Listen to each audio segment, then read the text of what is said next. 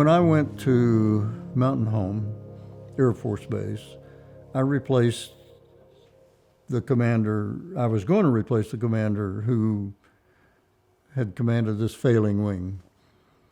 And I was told to learn fast, because I had never flown an F-111 before.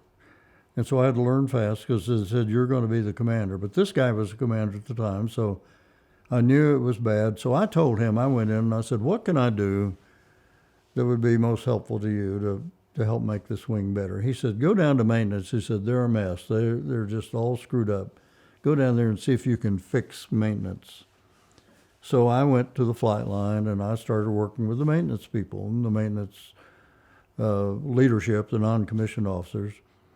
And I started getting them the things they needed and doing the things for them that they needed done. And so they started turning to me for answers instead of the wing commander, and he didn't like that. Well, at the same time, my wife was working with the Wives Club, and she saw that they were doing some things that was going to violate their tax-free status.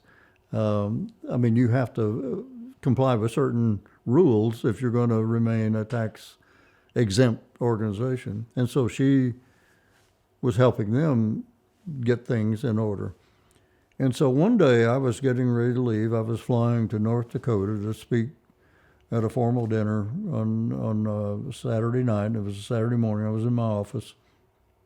And this wing commander that I worked for at the time, he called me in there and he said, I want you to back off. I said, I'm just doing what you asked me to do. He said, I know, but I want you to back off. And I want your wife to back off. Boy, that did it. I went over and closed the door, and I went to him, and I put my finger right on his chest, and I said, you are the problem. This wing is not a bad wing. You are the problem. You're the reason this wing is failing. And I can't work for you anymore. And I'm going to call General Nelson Monday morning and ask for a transfer. And then I left. When I got back Monday, I called General Nelson, and I told him. He said, oh, no. So he sent a team out to look.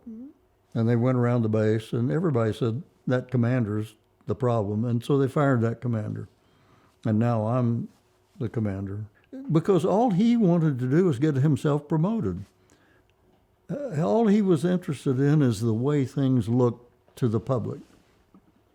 He wasn't working for the people. He wasn't working to make it better so they could accomplish their mission.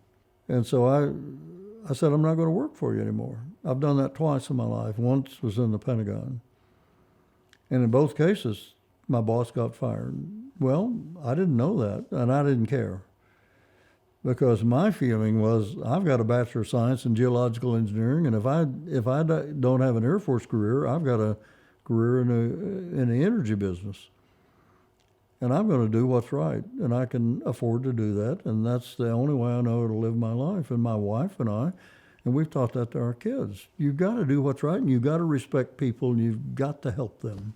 When I was in Idaho, one of the problems we had is that in the spring, there are some wide variations in temperature from the coldest to the hottest during a spring day. It may get below freezing at night. It may get up to 100 degrees in the daytime. And this big temperature variation causes fuel cells to expand and contract, and they leak. Well, the previous commander would just demand that you repair fuel cells faster, and so we can continue to fly our missions. Well, I said, I went down to the fuel cell repair shop. I said, teach me how to repair a fuel cell. So the sergeant's down there, and I'm a colonel at this time, they're teaching me how to repair a fuel cell. So I see what it takes, and so I don't make unreasonable demands that are impossible to meet. And I still couldn't repair a fuel cell, but I saw what it needed, and they knew that I knew what they had to do, and I didn't make unreasonable demands on them. And because of that, they did their best work trying to repair the best and the fastest they could. So I think it's that respect that you have to show to people of any kind of an organization. It's the people who do the work. It's the people who make things happen. They're the most important. And you have to provide them the environment in which they can do their best work. And that's the role of a leader.